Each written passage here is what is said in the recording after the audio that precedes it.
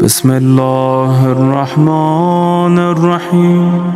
اعوذ باللہ من الشیطان الرجیم، بسم اللہ الرحمن الرحیم، اللہم صلی علی محمد وعلی محمد۔ مومنین کرام، ایک سوال پوچھا جاتا ہے کہ خاتون استحاضہ میں ہے، آیا اس کے ساتھ مباشرت ہو سکتی ہے یا نہیں؟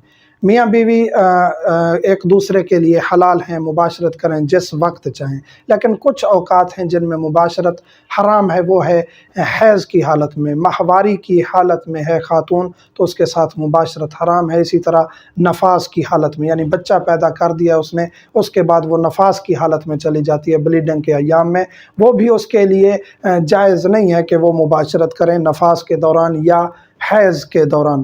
اب ہے استحاضہ۔ استحاضہ وہ بلیڈنگ ہے خاتون کی جو پیریڈ سے پہلے یا بعد میں جاری رہتی ہے، اس کے ہارمونز خراب ہونے کی وجہ سے، اس کی جسمانی سچویشن میں کچھ ایسی تبدیلی آتی ہے کہ اس کی بلیڈنگ ماہواری سے پہلے یا بعد میں جاری رہتی ہے، اور غیر ماہواری کے ایام میں وہ جاری رہنا اس کے لیے کیا حکم ہے نماز روزے کا؟ نماز روزہ بھی اس میں واجب ہے۔ استحاضہ کی ویڈیو ہم بنا چکے ہیں، اس میں ڈیٹیل بتا چکے ہیں کہ کس طرح اس نے نماز روزہ انجام دینا ہے اور وضو اور غسل کرنا ہے۔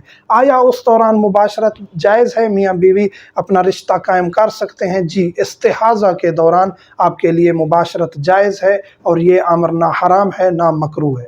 مومنین سے ملتمس ہوں، ہمیں دعاؤں میں یاد رکھا کریں۔